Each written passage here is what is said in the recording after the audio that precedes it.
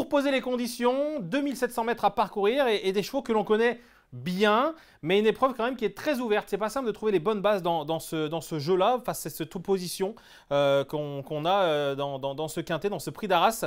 J'aime beaucoup les candidatures françaises, à commencer par celle d'Ackerlover. Alors, c'est un cheval Ackerlover qui vient un petit peu de décevoir, mais c'était à un autre niveau. Et en plus de ça, il n'a pas été très chanceux, pourrait-on dire, parce qu'il a progressé dans un dos, et un dos qui a demandé à faiblir dans le dernier tournant. Le cheval court bien, à un niveau plus relevé. Il descend de catégorie, et j'ai l'impression que c'est un petit peu plus simple pour ce Ackerlover qui avait très bien fait un petit peu plus tôt dans la saison, ou plutôt en fin d'année dernière, un petit peu plus tôt dans ce meeting d'hiver, le 17 décembre dernier. Il terminait deuxième de qui? Dead Scott, un cheval qu'on ne présente plus.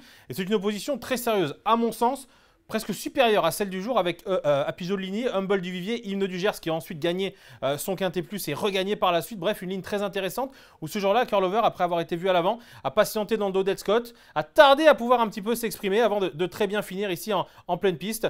C'est un concurrent assez fiable, un Ackerlover qui déféré des 4 pieds ne déçoit jamais sur le parcours. Retenez bien cette statistique et si vous ne l'avez pas retenue, vous pouvez la trouver sur equidia.fr. C'est un cheval qui a couru 4 fois sur ce parcours des 2700 mètres en étant déféré des 4 pieds, 2 victoires, 2 places.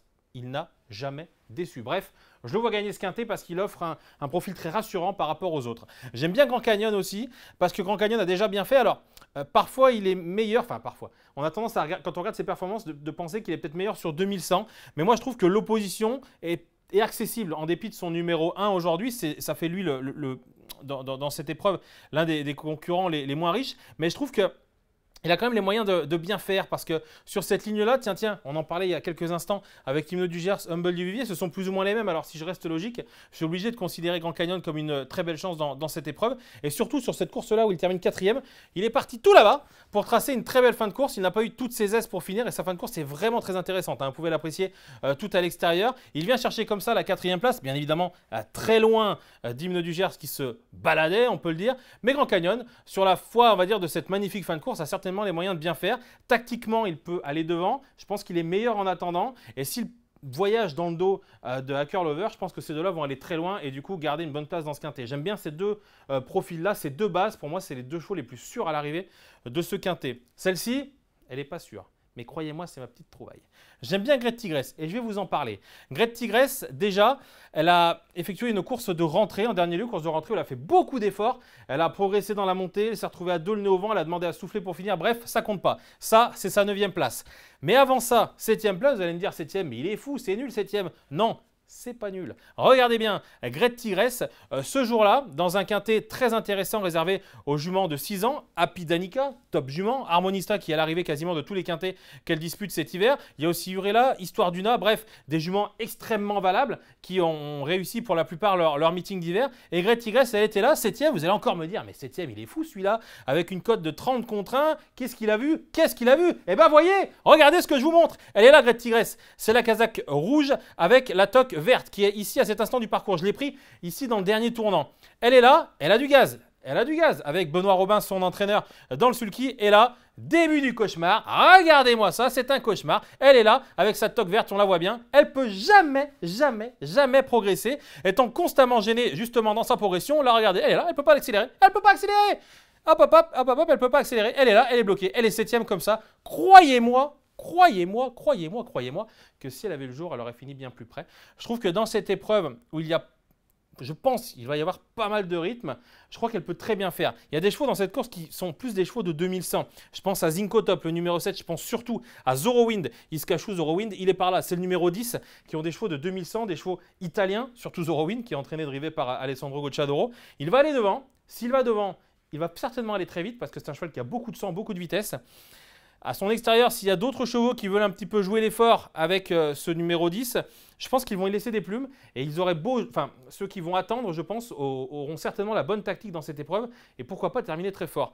J'ai parlé un petit peu plus tôt d'Ackerlover et de Grand Canyon. Mais du coup, Great Tigress, pour moi, c'est une base. C'est risqué, c'est audacieux, mais c'est comme ça qu'on prend de l'argent aux courses. C'est en mettant Great Tigress en base de nos jeux parce que je pense que s'il y a beaucoup de rythme, elle va finir très fort et s'inviter dans le quintet. Si elle s'invite sur le podium, c'est encore mieux. On pourra presque jouer l'ordre si Ackerlover répond présent, tout comme Grand Canyon. Mais j'ai envie de lui faire confiance parce que dans cette course, je crois qu'il y a des chevaux qui ne sont pas sur leur meilleure distance. Et elle, Elle a déjà prouvé par le passé qu'elle pouvait très bien faire sur des parcours de longue haleine, à condition évidemment d'avoir le bon parcours parce qu'elle n'a pas non plus une marche de folie. Je l'aime beaucoup, cette Grade Tigresse, vous aurez compris, je me suis un petit peu enflammé, je vais redescendre dans les tours tout gentiment. Là, c'était mes 3 bases.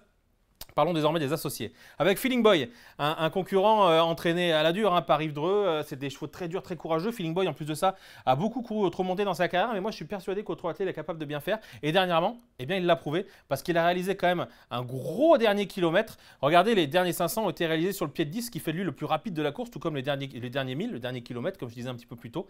Il surprenait à l'arrivée de ce quintet, un quintet très ouvert. Attention, hein. Là en termes de catégorie, c'était un petit peu moins fort que ça peut l'être ce dimanche, mais c'est le comportement de Feeling Boy qui est très bon parce qu'il a été très courageux à 2 le 9 ans et il a été que dur. Il est là, hop, il continue de progresser et vous voyez, plus le poteau arrive, plus il en gagne, plus il en gagne, plus il en gagne. On rajoute 100 mètres, il vient gagner. Et s'il vient gagner, la cote elle est encore plus élevée, elle est encore plus basse pardon, pour demain. Le comportement du cheval est très très bon vraiment, surtout après avoir fait autant d'efforts pendant le parcours. Il va en faire, je pense, encore une fois ce dimanche. Mais ce dont on peut être sûr, c'est que son dernier kilomètre va être réalisé sur un bon pied, qu'il ne va pas mollir. Et s'il y en a certains qui viennent l'embêter pendant le parcours, c'est eux qui vont fatiguer et c'est certainement pas Feeling Boy. Je ne le vois pas gagner parce que c'est pas non plus un cheval capable d'adopter toutes les tactiques. C'est pas un cheval qui, en sortant dans un dos, va finir très vite et venir gagner. Mais je le vois tellement dur, tellement courageux qu'il ne va pas décevoir et je le vois vraiment 4-5 dans ce quintet. Goulette. Goulette, c'est vraiment une jument qui est passée, on peut dire, à côté de sa carrière, malheureusement parce qu'elle a eu des ennuis de santé, elle n'a pas pu courir et confirmer tous les moyens qu'elle a montrés en début de carrière. En début de carrière, elle était annoncée parmi les meilleurs, elle faisait partie des meilleurs. Ensuite, malheureusement, eh bien, sa santé lui a joué des tours. Mais force est de constater qu'elle revient bien, très bien, elle l'a prouvé, elle revient même très bien. Elle l'a prouvé en fin d'année dans le Grand Prix de Noël à Bordeaux où elle s'imposait vraiment de très belle manière. Et ce jour-là, pour une jument qui est meilleure en attendant, eh bien, elle a fait le dernier kilomètre, elle a fait le tour à 3, elle a bien voyagé, elle était 4-5e pendant toute la route. Et ensuite, son partenaire s'est décalé, a fait le tournant en 3e épaisseur en étant contré. Et pour autant, hop, elle est venue gagner en se montant très courageuse sur la ligne droite de Bordeaux, qui n'est pas une ligne droite de rigolo. Il faut aller au bout et elle l'a vraiment fait avec beaucoup de facilité. C'est une jument qui... je ne sais pas si on peut dire qu'elle rattrape le temps perdu parce que c'était plus simple à Bordeaux et à Nantes aussi le coup d'avant où elle avait gagné que ça va l'être, je pense, ce dimanche. Mais je pense qu'en étant déféré des 4 pieds, avec le bon parcours, en se faisant un petit peu oublier, il serait vraiment dangereux de l'abandonner, cette Goulette. Parce que vraiment, la dernière fois, elle n'a pas fait sa valeur, mais elle a des excuses. Si ça se passe bien dans ce quintet, franchement, je pense qu'elle peut être dans le coup. Donc j'ai envie de lui faire confiance à cette Goulette que je garde dans mes associés. Là, c'est encore une petite trouvaille, c'est le côté sentimental pour ceux qui me connaissent. J'aime bien Fusée des Veaux, je l'aime beaucoup Fusée des Veaux. Mais bon, cette année-là, elle m'a coûté plus cher qu'elle m'a rapporté cette Fusée des Veaux. Mais avant, il faut se rappeler qu'elle avait vraiment réalisé des drôles de trucs. Et dans mon imagination, j'imagine vraiment une course très rythmée. Je vous ai parlé de mes petits Italiens tout à l'heure qui peuvent faire du rythme sur 2100 mètres. Fusée des Veaux, c'est pas le parcours où elle est la meilleure, même si elle a déjà très bien fait sur 2007. Elle est peut-être un poil meilleure sur 2100 à condition d'avoir la bonne course. Mais sur 2007, avec du rythme annoncé, je crois que Fusée des Veaux peut finir très très fort. Et là, je ne vous parle pas d'une cote à 20 contre 1, à 30 contre 1. Je pense qu'il y aura 50 sur Fusée des Veaux. Mais c'est une jument qu'il ne faut pas oublier parce que c'est une course qui se prête aux surprises. Il y a vraiment des chevaux qui vont être solides. On va en parler dans quelques instants au point de vue du betting ou alors rassurant parce que les entourages sont extrêmement fiables, surtout en plein meeting d'hiver. Là, vous me voyez venir un petit peu sur la prochaine candidature dont je vais parler. Mais Fusée des Veaux, je crois vraiment que c'est une jument qu'il ne faut pas oublier à l'heure du choix parce qu'elle n'a pas performé cet hiver à Vincennes. Mais elle a toujours performé dans tous les meetings auxquels elle a participé. On arrive plus ou moins en fin de meeting. Et je pense que ça peut être son jour. Alors gagner, ce serait fantastique, je souhaite à son entourage. Mais vraiment, 3, 4, 5e à l'issue d'un bon parcours et d'une très belle fin de course, j'y crois vraiment. Parce que dans cette course, vraiment, il y a un petit peu de tout. Et j'ai envie de lui faire confiance à cette Fusée des Veaux parce qu'elle connaît bien le parcours. Son partenaire, son entraîneur driver, la connaît aussi très très bien. Alors, il faudra vraiment se retrouver dans les bons coups, dans les bons dos, comme on dit. Si elle est malheureuse, eh bien, elle sera malheureuse une nouvelle fois et elle décevra ses preneurs qui lui font confiance depuis tant de semaines, tant d'années. Là, je parle un petit peu pour moi. Mais je crois vraiment que Fusée des Veaux peut bien faire à l'issue d'un bon parcours, d'un parcours limpide. Et ensuite, Eros Zola, pour certains, je suis fou. Quand je discutais à la rédaction de ne pas garder Eros Zola en tête de mon ticket, moi, je ne le crois pas. Parce qu'Eros Zola est un cheval qui, quand on regarde son meeting d'hiver depuis qu'il est arrivé sur notre sol, a performé sur 2100 mètres. Je crois vraiment que la longue distance, c'est le bout du monde. Mais bon, avec ce monsieur-là, avec ce monsieur Jean-Michel Bazir, je crois qu'il peut me donner tort à tous les voyages. Il faut que ça se passe bien quand même pour Eros Zola. Je ne suis pas sûr qu'il ait une marge de folie. Mais avec Jean-Michel Bazir, on est obligé de lui faire confiance. Le cheval a quand même repris aussi une certaine fraîcheur. C'est un bel engagement pour lui.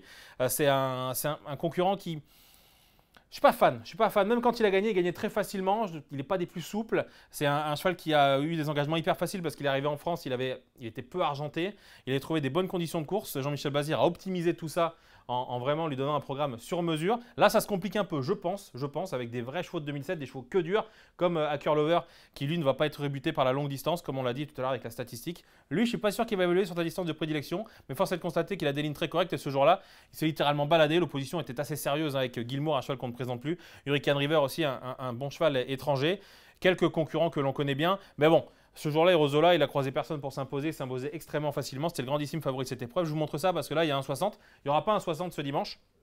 Il y aura peut-être une cote aux alentours de 3 €, mais c'est assez intéressant de ne pas considérer Erozola comme une base pour tous les éléments que je vous ai cités un petit peu plus tôt, de par la distance, de par, on va dire, le fait que le cheval n'ait jamais véritablement lutté. Il va être très joué, même ce dimanche, parce que c'est Jean-Michel Bazir, mais je ne crois pas que ce soit un gagnant tout indiqué, un bon favori aussi. Donc moi, je le mets en associé, je prends des risques, je suis un peu fou, mais c'est comme ça qu'on touche aux courses, comme je vous le dis.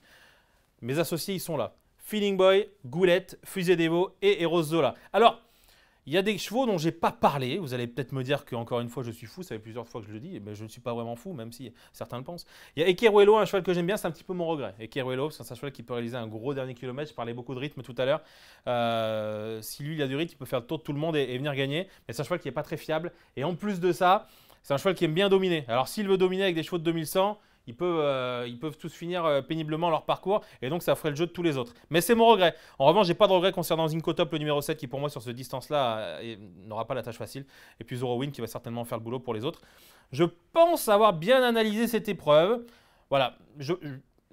D'autres chevaux comme Earth of Gold ont une chance vraiment très mince, je pense, tout comme Fidel Madric. Ce qui est intéressant, c'est de prendre une base culottée, pourrait-on dire. Et ma base culottée, bah voilà, c'est Great Tigress, vous l'avez entendu un petit peu plus tôt.